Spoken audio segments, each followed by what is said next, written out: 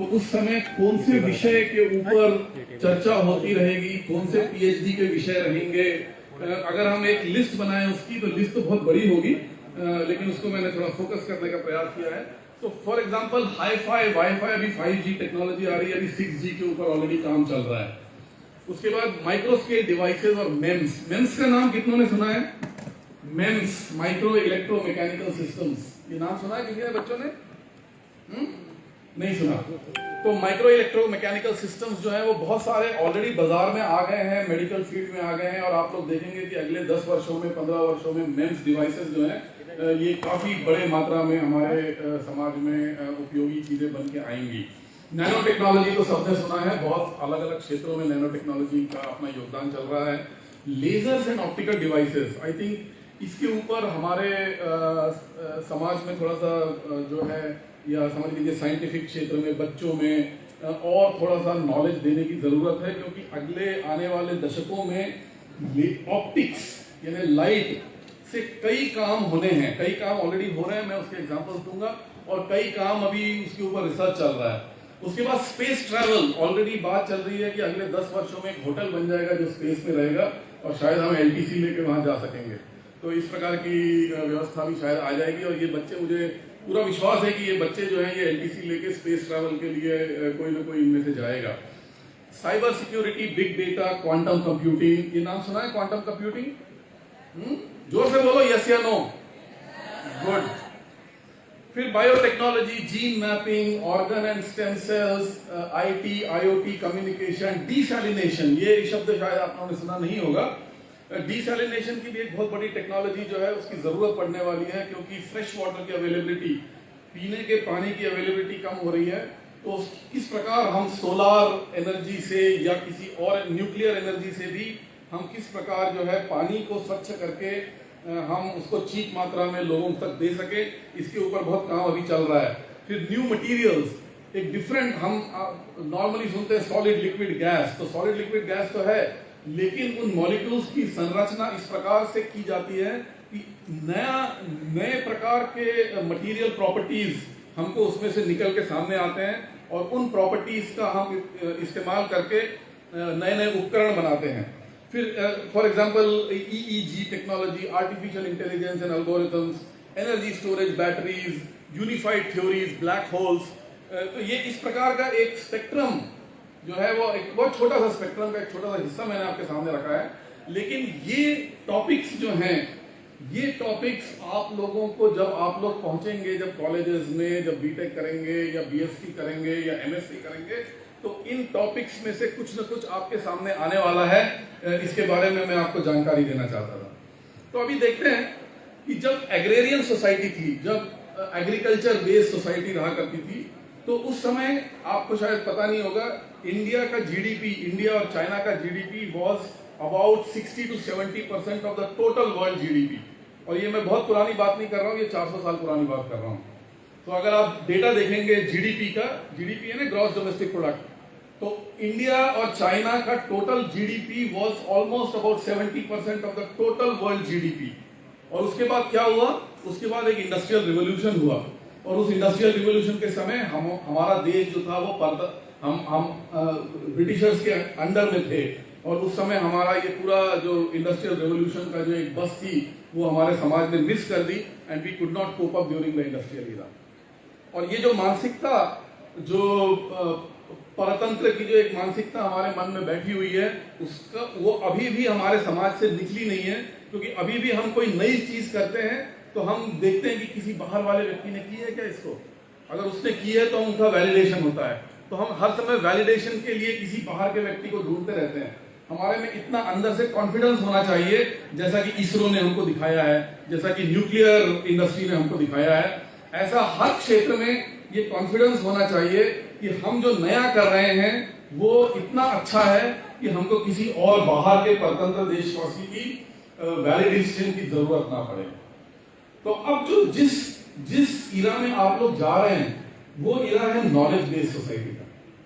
तो अभी जो सोसाइटी सामने उभर के आ रही है वो नॉलेज बेस्ड सोसाइटी है, और इस नॉलेज बेस्ड सोसाइटी में यदि हमको आगे जाना है, जो अमित जी कह रहे थे कि विश्व गुरु बनने का जो हमारा सपना है, जो भारत को एक उच्च स्थान पे ले जाने का जो हम लोग का एक समाज का पूरा एक कॉमन जो एक ड्रीम है, जो हमारा सपना है, उसको हम कैसे साकार कर सकते हैं, उसके लिए हमको काम करना होगा।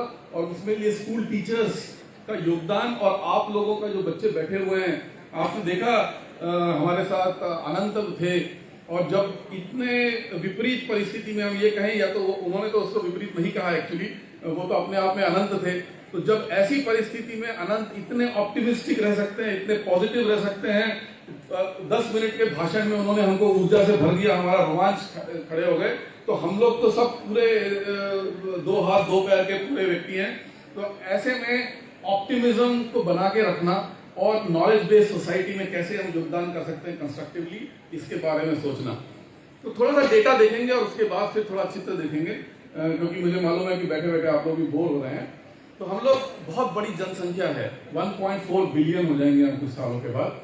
हम 18% to 20% of the world population है। 65% हमारा जो पॉपुलेशन है वो 35 साल के नीचे है, लेकिन just 3.5% of the country workforce is skilled, as against global average of 40 to 50%. So this is a major problem. आज के जो हमारा समाज का जो बच्चे हैं, वो अपने हाथों से काम करने में हिचकिचाते हैं, उसके किसी स्किल को लेने में उनको जो है वो समाज उनको हेल्प नहीं कर रहा है। जो हमारा जो परिवार का स्ट्रक्चर है, हमारे जो स्कूल का स्ट्रक्चर्स हैं, उसमें कैसे स्किल सेट्स को बढ़ाने के लिए काम कर सकते हैं, ये भी मेरे ख्याल से टेक्नोलॉजी डे के दिन सोचने वाली बात है। द ड्रॉप आउट रेट्स जो है एजुकेशनल इंस्टीट्यूशंस के अभी भी बहुत ज्यादा हैं। And should I give you data on how much fresh engineers are really employable? शायद मैं वो डेटा नहीं देना चाहूंगा अभी, लेकिन जो क्वालिटी ऑफ एजुकेशन है कि कितने लोग एक्चुअली पढ़ रहे हैं और उसमें से कितने एम्प्लॉयबल हैं, ये रेशियो भी अभी बहुत अच्छा नहीं है। तो इस परिस्थितियों में नॉलेज बेस्ड सोसाइटी में हम कैसे आगे बढ़ सकते हैं, उसके बारे में थोड़ा चिंतन करेंगे। कुछ चीजें जो हो रही हैं अभी समाज में, वो थोड़ा सा उसके ऊपर भी सोचना चाहिए। जो इन्वेंशंस का जमाना था वो चला गया, अभी इनोवेशन का जमाना है, और इनोवेशन के बारे में आपने अभी कौस्तुभ से भी कुछ चीजें देखी। फिर दूसरा इंटरडिसिप्लिनरी हो गया है, हमारे नेशनल एजुकेशन पॉलिसी में भी इंटरडिसिप्लिनरी को बहुत जोर दिया गया है। अभी कोई भी टेक्नोलॉजी, एक व्यक्ति अगर बोले कि मैं मैकेनिकल इंजीनियर हूं या केमिकल इंजीनियर हूं, मैं पूरा बना दूंगा, ऐसा नहीं पॉसिबल है। इसीलिए आपको जैसा बताया जा रहा था कि हर क्षेत्र का नॉलेज होना चाहिए। तो हमको अनंत ने भी बताया कि अगर वो आपके क्षेत्र का नहीं है, फिर भी आपको इंटरेस्ट है, उसको पढ़ना चाहिए, क्योंकि कहीं ना कहीं इंटरसेक्शन होने वाला है। उसके बाद इंटेलेक्चुअल प्रॉपर्टी और प्रोटेक्शन, नो हाउ, इसके बारे में अभी हमारा समाज जो है वो जागरूक नहीं है।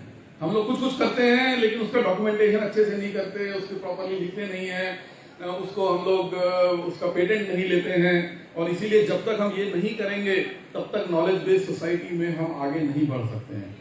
उसके बाद क्वालिटी ऑफ मैन्युफैक्चरिंग, हमारे यहाँ जो मैन्युफैक्चरिंग की क्वालिटी है उसमें बहुत वीकनेसेस है ना। तो आप लोगों को, जब बच्चों को, अभी जब मैं लास्ट में आऊंगा, चलता है वाली जो मानसिकता है, हम लोग कई चीजें जो है वो चलता है में छोड़ देते हैं, अरे ठीक है चल जाता है, लेकिन चलता है मेंटालिटी से आप चंद्रयान नहीं भेज सकते, चलता है मेंटालिटी से आप मंगल ग्रह के ऊपर जो है वो ऑर्बिटर नहीं भेज सकते, चलता है टेक्नोलॉजी से आप इंटेल की चिप नहीं डिजाइन कर सकते। इसके बारे में थोड़ा बाद में चिंतन करेंगे। उसके बाद और भी कई चीजें हैं इस तरीके की कि भाई how do you create needs. Half life period बहुत जल्दी जल्दी खत्म हो रहा है, नई टेक्नोलॉजी आती है, बहुत जल्दी ऑब्सोलीट हो जाती है, ठीक है। उसके बाद सिंथेसिस करना हमारे बच्चों को नहीं आता है। हम लोग एनालिसिस तो बहुत कर लेते हैं, बहुत ज्यादा एनालिसिस करते हैं, लेकिन 4 चीजों को जोड़ के एक चीज बनाना, ये स्किल अभी हमारे बच्चों में नहीं है। ओके, तो इस तरीके से अभी हम देखेंगे, अब now we will do the journey. So let us look at some technology in which India has made a mark. Okay, for example, the spaceships and vehicles. Okay, you see, as early as 2013, ISRO launched the Mars orbiter mission. So ISRO is one organization where we have understood how to push the boundaries and develop new technology in that area. So if you see, this type of a possibility, और ये जुगाड़ से नहीं चलता है, हाँ मैं अभी बता दूं। तो ये इसके लिए हार्डकोर इंजीनियरिंग पढ़ना पड़ता है। ये आप देखें, जो SLV, ASLV, PSLV, इसके जो मेरे ख्याल से इसका रेजोल्यूशन इतना अच्छा नहीं है, इसलिए टेक्स्ट आप पढ़ नहीं पा रहे हैं, स्क्रैमजेट इंजन भी 2016 में सक्सेसफुली टेस्ट हुआ इंडियन साइंटिस्ट में। उसके बाद बड़े स्पेस डायमेंशन से थोड़े छोटे स्पेस पे आएंगे। फॉर एग्जांपल ये देखिए दानियांग कुशान ग्रैंड ब्रिज जो है, ये करीब 165 किलोमीटर लॉन्ग वायाडक्ट है जो बीजिंग और शंघाई को जोड़ता है हाई स्पीड रेलवे के साथ। रोड भी है और रेलवे भी है साथ में। तो मैं कुछ एग्जांपल्स दे रहा हूँ लेटेस्ट टेक्नोलॉजीज के। बड़े लेंथ स्केल से धीरे धीरे छोटे लेंथ स्केल की तरफ जाएंगे। टॉलेस्ट बिल्डिंग्स आप देखिए, आपने बहुत लोगों ने बुर्ज खलीफा का नाम सुना होगा। उसके बाद पहले तो पेट्रोनास टावर्स थे, पर धीरे धीरे अब ये देखिए ये अभी बुर्ज खलीफा अभी से भी ऊंची एक बिल्डिंग ऑलरेडी तैयार हो रही है। उसके बाद लार्जेस्ट कंटेनर कैरियर, आपने यहाँ पे कानपुर में रहते हैं तो समुद्र के किनारे नहीं है, लेकिन आप देखिए ये कंटेनर एक लार्जेस्ट कंटेनर कैरियर है वर्ल्ड का जो है वो हांगकांग रजिस्टर्ड शिप है, 400 मीटर लंबा है और इसमें करीब 19,000 कंटेनर्स, जो आप कंटेनर्स देखते हैं बाहर, वो कंटेनर्स इसमें एक साथ 19,000 कंटेनर्स, ओके, 400 मीटर लंबा, 1 लाख 1.5 लाख टन के आसपास का माल इसमें एक जगह से दूसरी जगह जाता है। फिर थोड़ा और छोटा आते हैं, ये देखिए ये बल्क कैरियर्स हैं, ये जहाज है, ये कार कैरियर है MV गांटा, और ये इस प्रकार से जहाज का फोटो देखते हैं। तो ये इतने बड़े जहाज जो हैं उसमें लेटेस्ट टेक्नोलॉजीज जो है वो उसमें लग रही हैं। जो जहाज जो पानी के चलते हैं, ये क्या है? ये लार्ज मरीन इंजन है, आप देख रहे हैं। आपने स्कूटी का इंजन देखा है या छोटे कार का इंजन देखा है? तो ये जो बड़े जहाज होते हैं उसके अंदर इस प्रकार का इंजन होता है। हाँ, तो ये इंजन देखिए, ये करीब 10 मंजिली बिल्डिंग के हाइट का इंजन है और इसमें 1 लाख हॉर्स पावर पे ये चलता है। So I am telling you an example of the latest marine technologies. ये डीजल इंजन या हेवी ऑयल से चलता है। ये कौन है? ये लाल कपड़ा वाला कौन है? पहचाना? हाँ, पहचान में आ रहा है? ये लाल कपड़े वाला कौन है? हाँ, मैं हूं। हाँ, तो मैं 5 साल जहाज पे काम करता था, ऐसे पानी के बड़े जहाज पे। तो ये काम, तो यहाँ पे क्या करता था मैं, जो मेरा नॉलेज मैंने पढ़ा था बीटेक में, उसको मैं अप्लाई करता था। नहीं तो वहां पे केवल कागज के ऊपर काम करके काम जहाज नहीं चला सकते। तो टेक्नोलॉजी डेवलपमेंट जब करते हैं तो अपने हाथ से काम करना पड़ता है। हाँ, तब जाके टेक्नोलॉजी डेवलपमेंट होता है। ये देखिए, ये जो पानी के जहाज का जो कप्तान का रूम होता है, जहां से नेविगेशन होता है, वहां पे आप मेरे को देख सकते हैं। ये फोटो करीब 1996 का है। Anyway, उसके बाद गैस टर्बाइंस, ये भी एक टेक्नोलॉजी है जिसमें भारत बहुत वर्षों से काम कर रहा है, लेकिन अभी भी पूरी सफलता हमको नहीं मिली है। और गैस टर्बाइंस जो हवाई जहाज के इंजन हैं, जेट टर्बो इंजन हैं, उसमें भी अभी भी हमारे देश में बहुत काम करने की आवश्यकता है। इतने बड़े गैस टर्बाइन आप देख सकते हैं, आदमी वहां खड़ा हुआ है और एक पावर प्लांट का गैस टर्बाइन आप देख सकते हैं। इस प्रकार का गैस टर्बाइन की मैन्युफैक्चरिंग कंप्लीटली अभी भी हमारे देश में पॉसिबल नहीं है। उसके बाद अगले 20 सालों में जो लड़ाइयां होंगी, वो लड़ाइयां सारी लाइट से होंगी। ये गोली चलाने वाला सिस्टम खत्म हो जाएगा। क्या होगा? Laser weapons. तो अभी हम लोग DRDO की मदद से, एक IIT कानपुर और DRDO की मदद से हम एक लेजर वेपन अभी इंडिया में डिजाइन कर रहे हैं और ऑलरेडी डिजाइन हो गया। 100 मीटर दूर रखे हुए हैंड ग्रेनेड को 100 मीटर दूर रखे हुए हैंड ग्रेनेड को लेजर की सहायता से हम छेद कर सकते हैं, उसको हम डिफ्यूज कर सकते हैं, उसको हम पिघला सकते हैं। तो ये अभी आप प्रॉब्लम को समझिए। एक ड्रोन आ रहा है पाकिस्तान से, वो ड्रोन एक वेलोसिटी से चल रहा है। हाँ, वो वेलोसिटी बदल भी सकती है, एक्सेलरेट भी कर सकता है, वो कांस्टेंट वेलोसिटी से नहीं चल सकता। तो आपको ड्रोन को पहले ट्रैक करना है। इसका मतलब आपके पास एक ट्रैकिंग, उसका जो कोऑर्डिनेट है, वो कोऑर्डिनेट आपको रियल टाइम में मालूम होना चाहिए। ठीक है, उसके बाद जब वो ट्रैक कर लोगे, फिर ट्रैक करने के बाद आपको उसके ऊपर एक लेजर फायर करना है जहां पे आपका ट्रैकिंग कोऑर्डिनेट है उसके हिसाब से, और फिर उसको उसी पॉइंट के ऊपर रखना है। चलते हुए ड्रोन के ऊपर उस लेजर को उसी पॉइंट पे रखना है जिससे इनफ हीट जनरेट हो जाए कि वो जल जाए, पिघल जाए। और ये काम करने के लिए आपको 12-15 मिनट मिले हुए हैं, 10 मिनट मैक्सिमम मिले हुए हैं। तो 10 मिनट में आपको डिटेक्ट भी करना है, उसको ट्रैक भी करना है, उसके बाद उसके ऊपर लेजर फोकस करना है, फिर वो फोकस आयन इतने छोटे लोकेशन के ऊपर होना चाहिए कि वो वहां पे उसकी इतनी हीट जनरेट कर ले। जैसे आप लोग लेंस से हीट जनरेट करके कागज जलाते हैं तो हाथ हिलता है ऐसे ऐसे, जब हाथ हिलता है तो वो फोकस बदलता है तो लेट हो जाता है जलने में। तो वो हिलना नहीं चाहिए, लेकिन वो ऑब्जेक्ट आपका हिल रहा है और दुश्मन को भी पता है कि आप ट्रैक कर रहे हो उसको, तो वो उसको एक्सेलरेट भी कर रहा है बीच में, जिससे कि आपका ट्रैकिंग फेल हो। तो इतना कम रिस्पांस टाइम में हमको एक लेजर गाइडेड वेपन को डिजाइन करना है। ये टेक्नोलॉजी के ऊपर बहुत काम करने की जरूरत है अभी। उसके बाद माइक्रो टेक्नोलॉजीज पे आते हैं। हम स्पेस से चले थे, अब धीरे धीरे हम माइक्रो टेक्नोलॉजीज पे आ गए। तो माइक्रो टेक्नोलॉजीज में देखिए ह्यूमन हेयर, ये देखिए ये ह्यूमन हेयर का डायमीटर है 50 माइक्रोन। उसके बाद 40 माइक्रोन पे ये एक फिल्टर, जो गाड़ियों में जो फिल्टर लगे होते हैं वो करीब 40 माइक्रोन के होते हैं, जिसमें तेल पास होता है, काला हो जाता है। उसके बाद व्हाइट ब्लड सेल्स हमारा 25 माइक्रोन का होता है। उसके बाद 8 माइक्रोन पे रेड ब्लड सेल्स है। उसके बाद 2 माइक्रोन पे बैक्टीरिया है। तो मैं एक आपको लेंथ स्केल दे रहा हूं समझने के लिए। देखिए ये फोटोग्राफ है हमारे ह्यूमन हेयर का। हाँ, इसको SEM स्कैनिंग इलेक्ट्रॉन माइक्रोस्कोप में IIT कानपुर में इसको लिया गया था। ये अपने अपने अपने ह्यूमन हेयर का एक क्लोजअप व्यू है। तो अब ये 50 माइक्रोन है देखिए। और ये टेक्नोलॉजी देखिए, अभी बैक्टीरिया को अपने को डिटेक्ट करना है तो 2 माइक्रोन का है। तो इसके लिए क्या करना पड़ता है? Lab on chip devices. ये नया टेक्नोलॉजी है, लैब ऑन चिप डिवाइसेस। इसका मतलब अगर कैंसर डिटेक्ट करना है, डायबिटीज डिटेक्ट करना है, तो उसको बहुत छोटी मात्रा में माइक्रो लीटर्स में ब्लड का सैंपल लेके कैसे आप 10 मिनट में 15 मिनट में आप ये बता सकते हैं कि आपको डायबिटीज है या नहीं है। अभी ऑलरेडी इस टाइप के मार्केट में प्रोडक्ट्स आ गए हैं कि आप 1 मिनट में आपको बता देते हैं कि वो कितने हैं। तो इसके ऊपर भी बहुत काम करने की आवश्यकता है माइक्रो टेक्नोलॉजीज के ऊपर।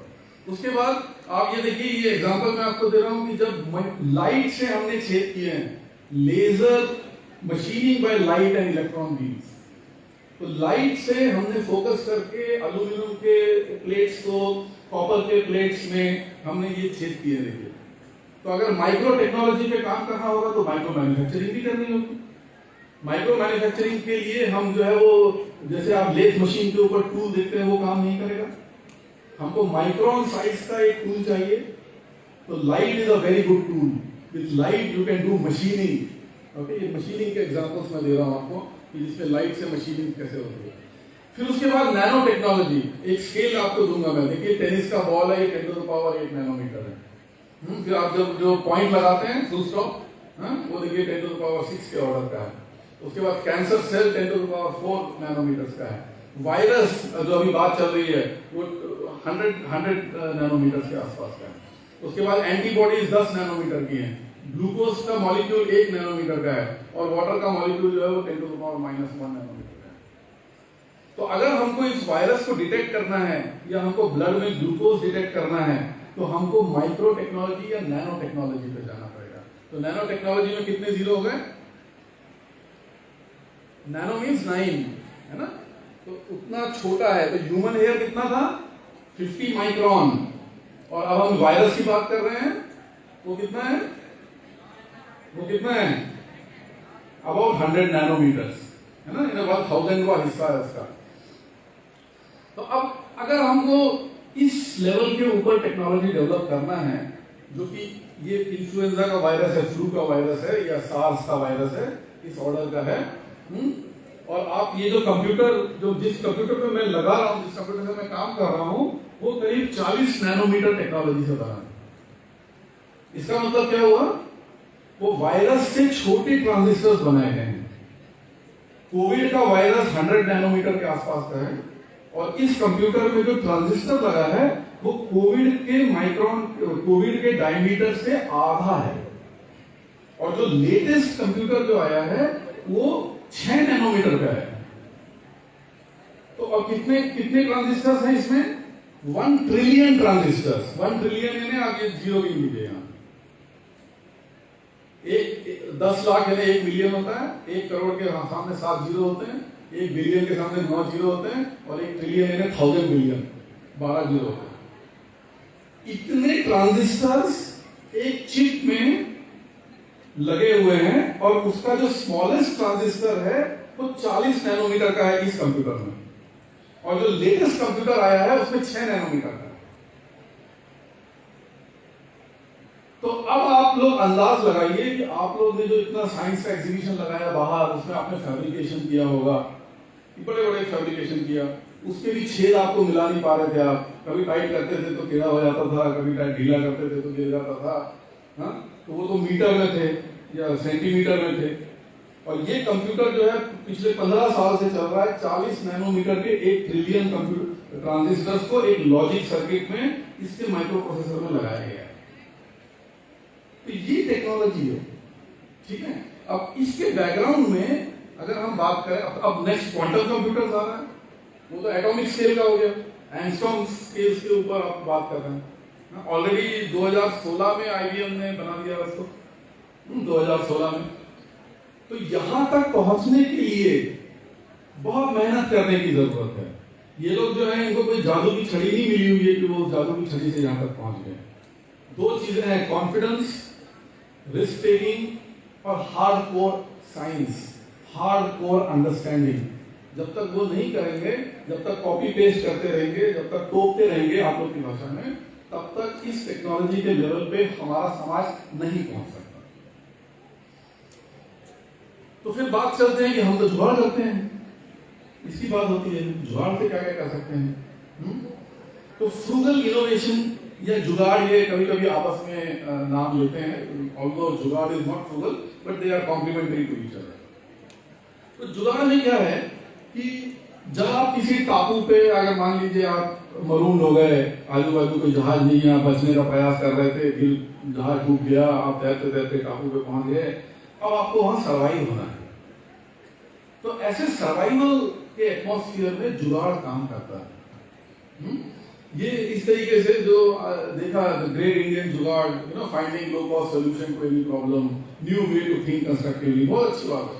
अभी हमने कुछ जुगाड़ की टेक्नोलॉजी बाहर भी देखी, एक